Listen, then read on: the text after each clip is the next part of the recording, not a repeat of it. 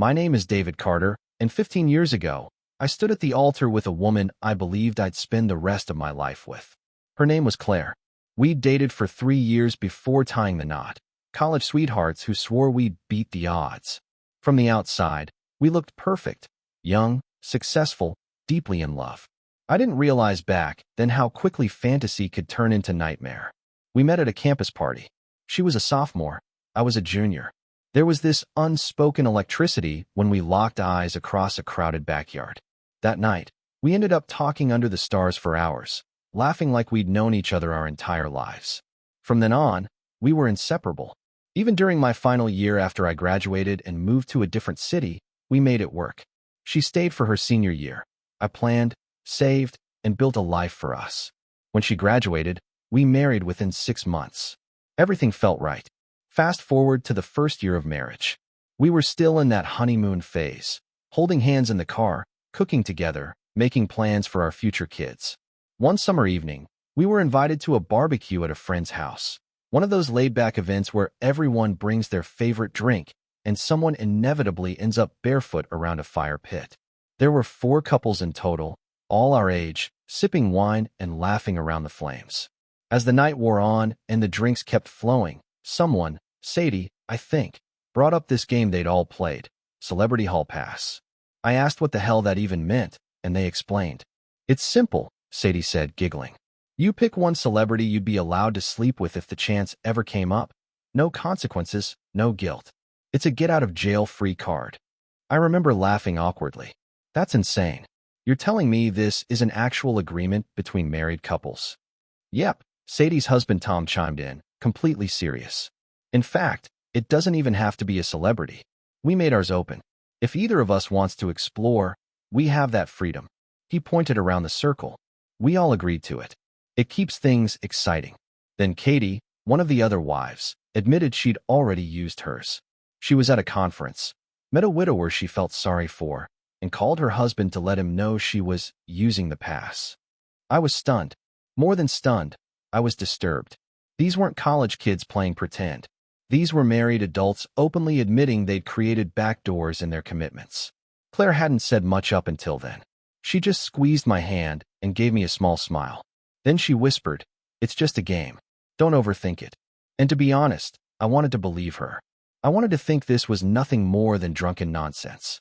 Eventually, Claire prodded me into naming someone for fun. I vaguely remember her choosing an actor from a soap opera she used to watch. I couldn't even recall who I named. It was irrelevant to me, just a stupid party game. But something changed that night. On the way home, Claire was different, flirty, wild. Our intimacy that evening was intense, almost frantic. In the haze afterward, she admitted that when we were making love, she'd imagined her fantasy guy instead of me. I laughed at first, thinking she was joking. But when I looked at her face, she wasn't. The next morning, I sat her down and told her straight. Claire, I don't ever want to hear about this hall pass crap again. That game was a line I won't cross, and I won't let it poison our marriage. She nodded in agreement, apologized, said she got carried away, and promised it was just a one-night thing, no harm done. And just like that, the night faded from memory. We moved on, or so I believed. We built a life together. 2 beautiful kids, a nice house in the suburbs, family vacations, Friday night movies. On the surface, we were the picture of success. Every now and then I'd catch Claire re-watching those soap operas, sighing at the handsome leads, but I brushed it off. Everyone has harmless celebrity crushes, right? Years passed. We lost contact with the other couples from that party. I never thought much about it. People grow apart. Life gets busy. But one evening, just a couple years ago, I ran into Tom, the same guy from the barbecue. He was sitting alone at a bar, nursing a drink. We ended up talking, and that's when he dropped the bomb. Every couple from that fire pit party had divorced. He said the hall pass idea had ruined all of them. They thought it was harmless, he said bitterly. But once someone actually used the pass, everything changed. Trust died. Resentment crept in. Comparison started. Suspicion turned into contempt. And contempt always leads to divorce. His words echoed inside me for days. I wanted to tell Claire what he'd said, but life got in the way. Work, kids, responsibilities, it just never came up. And maybe, deep down, I didn't want to open old wounds. But I should have. because that game wasn't over. And soon, I would find out just how real Claire's fantasy had become. It was a Thursday night, quiet in our house. The kids were asleep, the dishwasher was humming, and I was sitting on the couch grading some reports from work. Claire had flown to Los Angeles earlier that week for a professional development conference, just a short trip with a few of her colleagues. Nothing out of the ordinary. We'd done this sort of thing before. I trusted her. Or at least, I used to. Around midnight, my phone buzzed in my hand. It was Claire. I answered quickly, assuming she needed something. But the moment I picked up, I was hit by the sound of music, loud, pulsing bass, and the background chatter of what sounded like a club. Her voice came through, slurred and full of excitement. "You're not going to believe it," she shouted. "David, we met Jackson Cole. You know, from that soap I watch. He's here. He's into me." I blinked, trying to process what she was saying. "What are you talking about?" "I'm going to use my hall pass," she giggled. "I knew you'd understand." "What? Claire, what the hell are you saying?" But she was gone. The line cut off. Just static and silence. I tried to call her back, once, twice, then again and again. Straight to voicemail, every time. I sent her text after text, begging her not to do anything stupid, warning her there would be consequences. I reminded her, firmly, that we never had a real agreement. It was a joke. A game. Not a license to cheat. No reply. I didn't sleep that night. I lay in bed, phone in hand, staring at the ceiling while a storm built inside me. Rage, confusion, disbelief, and most of all, heartbreak. By morning, nothing had changed. No calls, no texts, just silence. Friday was a blur. I dropped the kids off at my parents' house after work. I didn't want them around for whatever was coming next. Then I drove to see my friend Ben. His wife, Lila, had gone to the same conference as Claire. They were friends, worked together. If anyone knew anything, it would be her. Ben answered the door, surprised to see me. "You look like hell," he said. "What's going on?" "I need your help," I said. "I think Claire's done something unforgivable. I need to know if Lila knows anything." "Sure," he said. "Want me to call her?" "Yes, but don't tell her I'm here. If Claire's hiding something, she might have asked Lila to cover for her." Ben hesitated, then nodded. As he pulled out his phone, I quietly opened the voice recorder on mine. Something told me I'd need proof. Lila answered right away, bubbly and unsuspecting. "Hey, honey, just got back from our last workshop. Can't wait to see you tomorrow." They made small talk for a minute. Then Ben casually asked, "Hey, have you seen much of Claire?"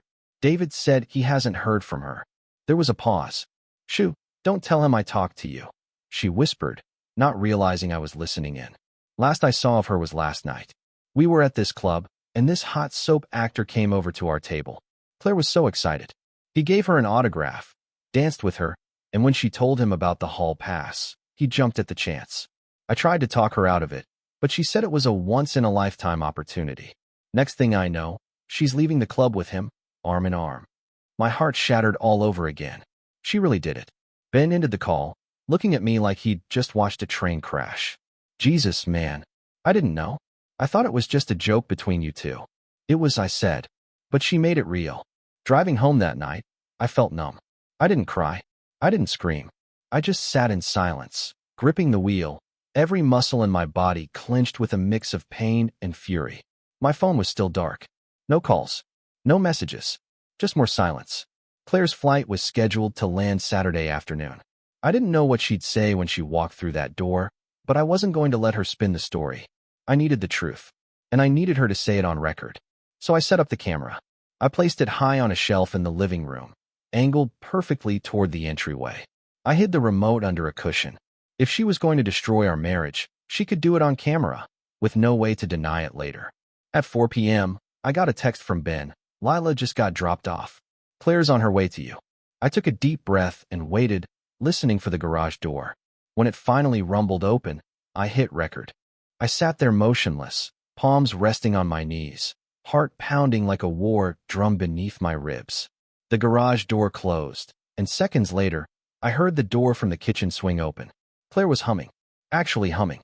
Her suitcase wheels thudded gently across the hardwood floor, and then she appeared, radiant, smiling, glowing with the kind of energy I hadn't seen in years. "Oh my God," she said, dropping her bag and tossing her arms into the air. "What a crazy trip. I looked up slowly, my face expressionless. Yeah, I said flatly. I bet it was. I've been trying to call you. I added, my voice steady but cold. She waved dismissively. Ugh, don't even get me started. My phone broke. It slipped out of my hand and hit the tile in the hotel. Shattered. Convenient. I kept my eyes on her, studying her movements as she walked toward the kitchen. Grabbing a bottle of water like this was just another ordinary day.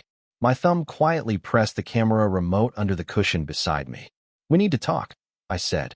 She leaned against the kitchen counter, casually sipping from the bottle. Sure, babe. What's up? I want to revisit our last phone call. Thursday night. Do you remember calling me from a club? Her eyes lit up like she was about to tell me a juicy piece of gossip. Oh, yes. That was wild. We were at this bar after the last session, and guess who walked in? Jackson Cole. You know, from my soap. I nodded slowly. I remember. We danced and we talked for a while. He was so into me, David. Like, seriously into me. And when I mentioned the hall pass thing from years ago, he was all over it. I called you right then, didn't I? Told you I was using it.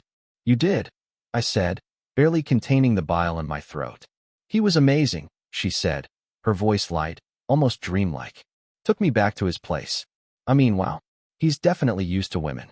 Knew exactly what to do. My breath hitched in my throat. She wasn't just admitting it. She was reliving it. Celebrating it. No shame. No apology. Claire, I said quietly, you're standing in front of your husband, telling him you cheated, and you're smiling. She blinked, taken aback for a moment. What? No, I didn't cheat. We had an agreement. The hall pass. It was a once-in-a-lifetime thing. You said it was okay. No, I snapped. We played a game 15 years ago at a party. I told you the very next day that I'd never accept that kind of behavior in real life. You knew that. She frowned. You're making a big deal out of this. A big deal. I stood up now, my voice rising, the pressure that had built inside me finally cracking the surface. You slept with another man, didn't use protection, and you still had your wedding ring on. She paused, her voice defensive. Well, yeah, I was going to take it off, but Jackson thought it was hot. He asked me to keep it on. Of course he did. Some washed-up actor wanting to play out his married woman fantasy with no thought to the wreckage he was causing. I walked over to her, slowly, deliberately. She stood still, sensing something was different now. The smile faded. Do you even understand what you've done? I asked, my voice cold and razor-sharp. You didn't just betray me. You humiliated me. Our marriage wasn't a contract you could break for a fantasy. She scoffed, crossing her arms. So what? You're going to punish me for a weekend fling? Grow up, David. I'm not punishing you, I said. I'm responding. Actions have consequences. And you, Claire, just tore our life apart like it was nothing. She raised an eyebrow. What are you saying? You're ending this over one thing. It wasn't one thing, I replied. It was the decision to lie, to pretend we had an agreement, to ignore the vows we made in favor of one sweaty night with a man who probably doesn't remember your name. Her face hardened. You can't prove anything. It's your word against mine. A long silence fell between us. I walked back to the couch, sat down, and looked her dead in the eye. I don't have to prove it to anyone but myself. And I already have. She stepped closer, her voice colder now. You're going to regret this, David. If you try to throw me out or go public with this, I'll make your life hell. I didn't flinch. No need, I said. You've already done that.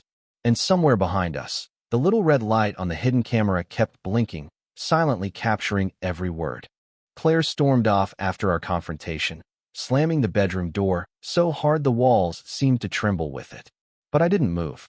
I just sat there, watching the little red light on the hidden camera blink, feeling the weight of her words echo in the silence she left behind. You can't prove anything. You'll regret this. No remorse. No apology. Just arrogance and threats. She believed she still held the cards. That somehow I'd bend, forgive, and let it go like nothing happened. But she had no idea that while she was off living out her fantasy, I had already started preparing my reality. That night, I slept in the guest room. The sheets were stiff, the mattress unfamiliar, but at least it wasn't soaked in betrayal. Claire didn't knock. She didn't even text.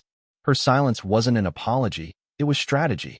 When morning came, she acted like nothing had happened.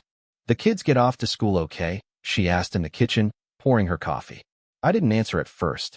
I just stared at her. No shame in her eyes. just casual calmness. Like her little escapade in LA was no different than a spa day. "Why are you sleeping in the guest room?" she asked again, stirring her coffee. "You know why." Her expression darkened just slightly. "If you're going to accuse me of something, David, you better have proof." There it was again, her confidence that she'd get away with it. She thought I'd either forgive her or that I couldn't touch her without hard evidence. That's when I realized. She didn't remember the camera. She had no idea I had her entire confession on video, and I had every intention of using it. I didn't respond. I just grabbed my keys and walked out. But I wasn't going to work. I drove to a local cafe, parked out back, and opened my laptop. I uploaded the video file to 2 encrypted cloud drives and saved backup copies on USBs. Then I pulled up our joint credit card statement and combed through the transactions. A charge from a bar in LA, Velvet Lounge. That matched the name on the photo I found in her iCloud the night before. I went back home once she'd left for work. Her laptop was still open on the kitchen counter. She hadn't even bothered to log out. I knew the password. She never changed it. It didn't take long to find what I needed. Buried deep in her photo folder, under some innocuous vacation pictures, were 3 selfies. Claire and the man she believed to be Jackson Cole, arms around each other in the club. Another of them kissing. And the last, Claire, her friend Lila, and Jackson, all smiling like giddy teenagers. But the moment I zoomed in, I realized something. The man wasn't Jackson Cole. He looked like him, enough to fool anyone in a dimly lit bar, but there were subtle differences. Claire had been duped. Used by a cheap lookalike who probably made a habit of preying on women just like her. And somehow, that made it worse. I copied everything to a flash drive. Photos, videos, credit card records. Then I printed the scan of the signed headshot I'd found in her closet. On the front, it said, "To Claire, stay beautiful, Jackson." But on the back, scribbled in black marker, "You were amazing. Let's do it again sometime." I tucked the evidence into a folder and called the one person I knew would handle this with surgical precision, Vicky Sampson. Divorce attorney. Reputation like steel. She didn't believe in negotiation, only domination. The moment I told her the story, she leaned back, grinned, and said, "Oh, we're going to have fun with this." She laid out a plan. First, I was not to move out of the house, no matter how tense it got. Second, we'd file for divorce citing adultery, using the prenup Claire's mother had insisted we sign 15 years ago. And third, Vicky would personally have Claire served at work in front of her colleagues. Public, humiliating, undeniable. But she warned me, "Do not reveal your evidence until the hearing. Let her think she's winning." So I went home and waited. That night, Claire was all smiles again. She even cooked dinner, humming as if we were still the same couple from years ago. She tried to make small talk, but I stayed quiet, calm, controlled, because now I held the cards. She thought her secret was safe. She thought I was broken. She had no idea the trap was already set. Friday afternoon arrived like thunder on a cloudless day. I had just returned from dropping the kids off at my parents' house. Claire thought we were going to have a quiet weekend to reconnect. But the truth was, her quiet weekend was about to be interrupted, in the most public, humiliating way possible. At exactly 3:30 p.m., my phone buzzed. Text from Vicky Sampson. "It's done. She's been served." I imagined the moment in my head. The deputy walking into her school, calling her name out loud in front of students and staff, handing her the envelope with the words, "Divorce petition, adultery grounds," printed boldly on the front. Claire, standing there, cornered, no time to prepare, no clever lie ready. But I wasn't done. I pulled into our driveway just before 4 o'clock and calmly walked inside, placing my phone on the coffee table, turning on the living room camera again. I wasn't sure what version of Claire I'd see, the manipulative one, the charming one, or the vindictive one, but I was ready for all 3. The garage door rumbled. I took a deep breath, settled on the couch, and waited. The door flew open with a bang. She came in like a hurricane. "You bastard!" she screamed. "What the hell do you think you're doing?" I didn't answer, just looked up at her with the same calm detachment I'd been practicing all week. "You just had to make a scene, didn't you? You humiliated me in front of my entire staff. My students. The whole school is talking about it." I leaned back in the chair. Good. That means the message was clear. She stomped closer, her heels clicking against the floor like gunshots. "You want a divorce? Fine. You'll get it. But you're going to pay. Everything you own.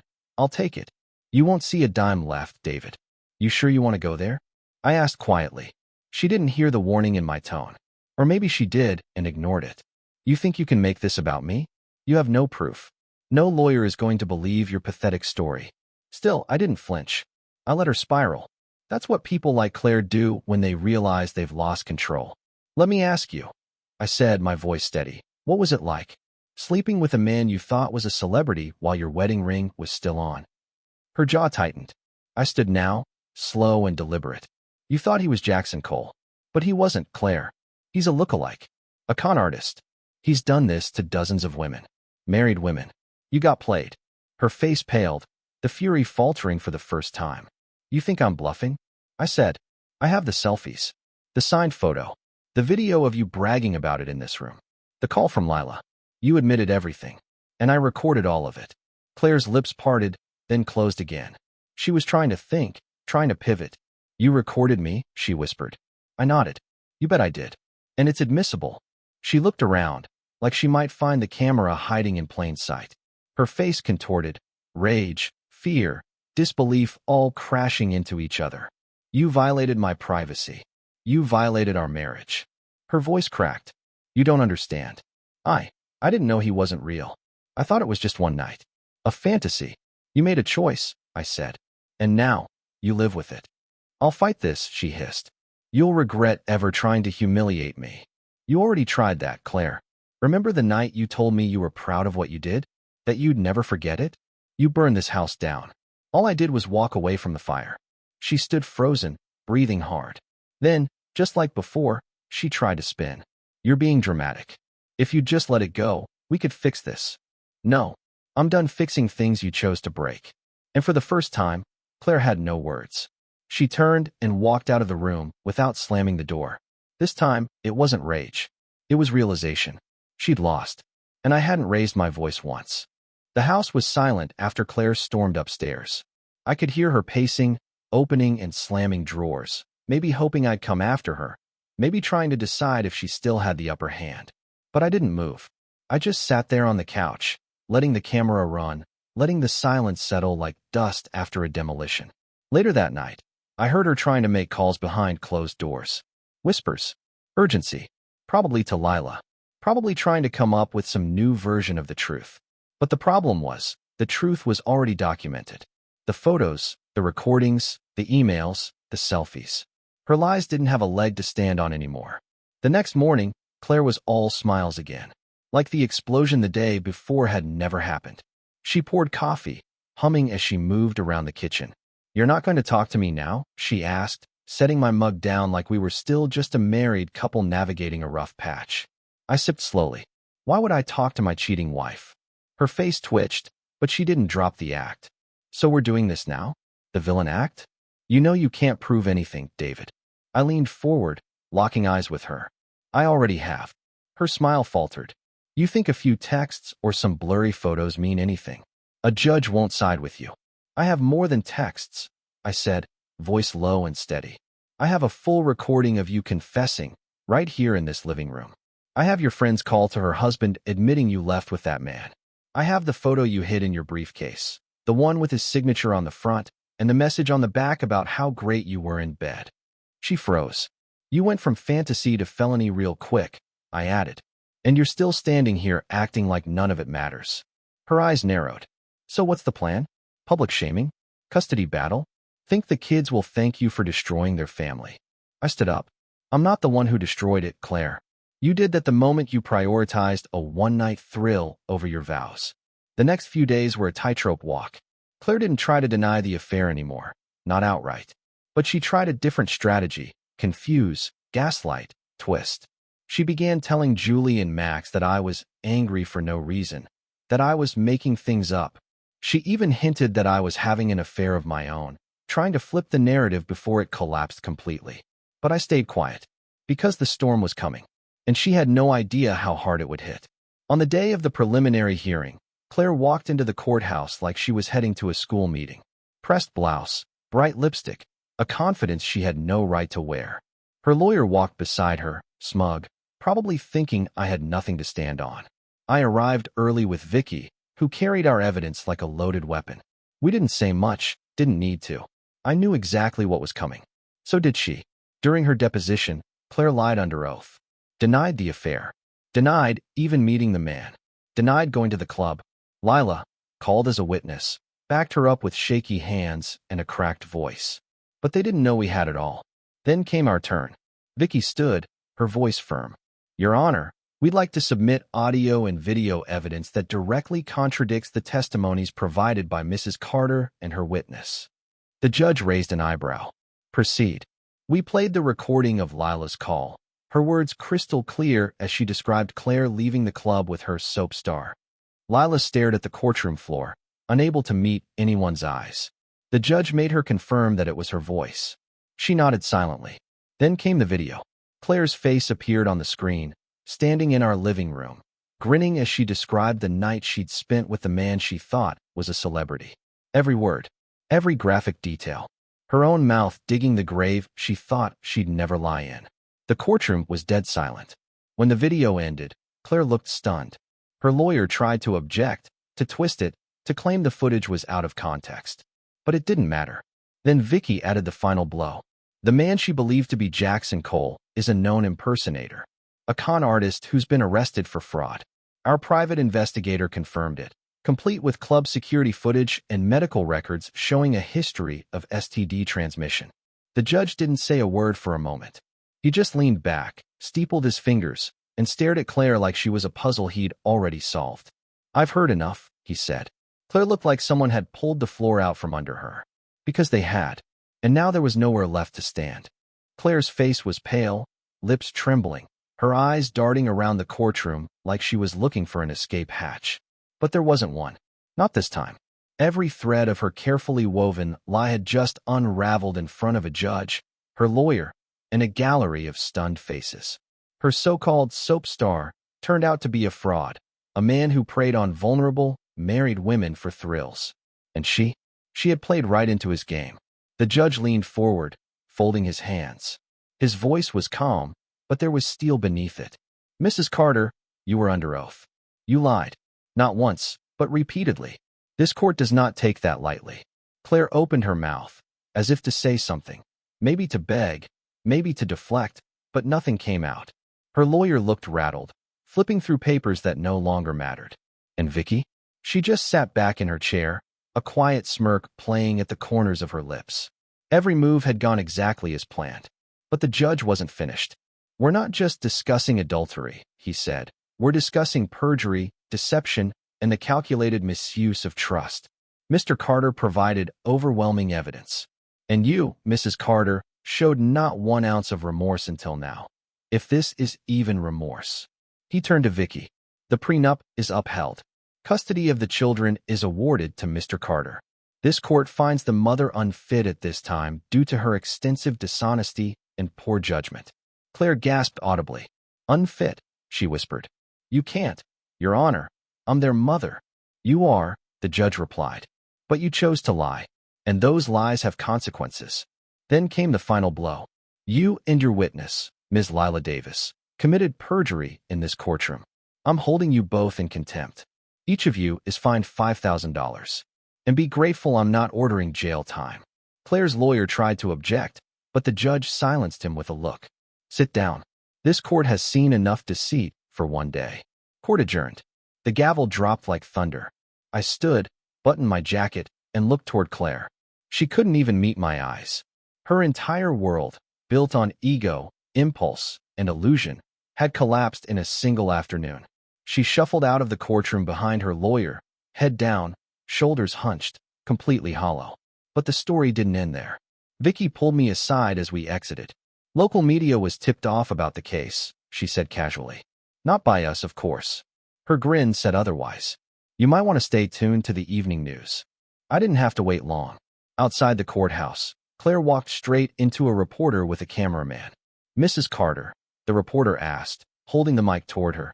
Do you have a comment about throwing away your marriage and family for a night with a fake celebrity? Claire lost it. She screamed, a wild, raw, animalistic sound, and lunged. The reporter stumbled backward, but Claire grabbed her by the hair, screaming, clawing, hitting. Cameras were rolling. Spectators gasped. A deputy tried to intervene. When she resisted, they hit her with a taser. She collapsed to the pavement, convulsing once, then still. They cuffed her right there on the courthouse steps. The footage aired on every local news station that night. I didn't watch it live. I didn't need to. I was home with the kids, making dinner, trying to maintain some shred of normalcy. But my phone wouldn't stop buzzing. Friends, co-workers, even distant acquaintances reaching out, all saying the same thing. We saw her. Claire didn't come home that night, or the next. She spent the weekend in county lockup, awaiting her arraignment. Assaulting a member of the press didn't go over well, especially when it was caught on high-definition camera. She ended up with 6 months behind bars, probation, and a restraining order that would later work in my favor. The kids asked where she was. Julie, our oldest, had already put most of the pieces together. She was smart, observant, and painfully mature for her age. Is it true? She asked me one night while I was folding laundry. Mom cheated. I didn't sugarcoat it. Yes. And she lied. To all of us. She nodded, silent for a moment. Then don't take her back. Please. I won't, I promised. Ever. For the first time in weeks, she smiled. Claire tried reaching out from jail. Letters. Voicemails. Through her mother. All saying the same thing. I'm sorry. I miss our family. I made a mistake. But she never once said the words I needed to hear. I was wrong. And by then, it was too late anyway. Because when you burn something to the ground, you don't get to cry about the ashes. 6 months passed. Claire served every single day of her sentence. No early release. No leniency. The courtroom footage of her screaming, clawing, and getting tasered on the courthouse steps had gone viral in our town. People whispered when they spoke her name. Teachers at her school stopped mentioning her altogether. Even her mother, who once proudly defended her, avoided the topic like a stain that couldn't be scrubbed clean. Meanwhile, I was doing what she never expected. I was healing. I threw myself into being a father. School pickups, packed lunches, weekend hikes with the kids. I found comfort in routine, in stability. I didn't date. I didn't even think about it. There was too much damage to clear, too many emotional fires still smoldering. But I felt grounded. For the first time in a long while, I could breathe without that lingering scent of deception. Claire tried reaching out again after she got out. This time, it was her mother who called first. She's different. Her voice trembled through the line. David, please. She's lost everything. Her job, her reputation, her dignity. She just wants a chance to explain. I stayed silent. Eventually, I agreed to meet. Not for her, but to bring closure for myself. I needed to hear it. I needed to look her in the eyes and see if there was even a sliver of the woman I once knew still buried under all that pride. We met at her mother's house. She looked older, weaker. Her hair wasn't dyed. Her clothes were modest. Her eyes lacked that usual spark of superiority. She stood up as I entered, then sat back down without a word. For a few seconds, we just stared at each other. Then she spoke. David, she began, her voice low and brittle. I know I can't undo what I did. I know I hurt you and the kids, and I destroyed the family we built. I've been replaying everything in my mind for months. What I said, how I laughed in your face. God, I was so stupid. I didn't interrupt. I just let her talk. I miss being a wife. I miss being a mother. I miss the sound of Julie's sarcasm and Max's laugh when he tells a terrible joke. I miss you, your steadiness, your strength. I thought I was chasing something exciting, but it was all fake. All of it. She looked up at me, eyes moist. I'm sorry. I'm so sorry. If you gave me one more chance, I swear I'd spend the rest of my life making it up to you. She waited, and I didn't answer right away. I stood up and walked over to the fireplace, staring at the photos her mother still hadn't taken down.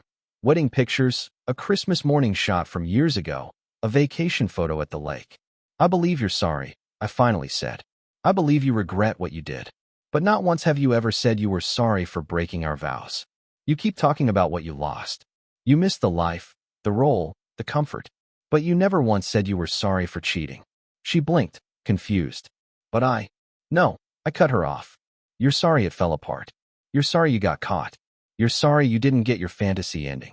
But you're not sorry for betraying me. You never were. Her face fell. I loved you, I continued. With everything I had. I gave you loyalty, honesty, stability.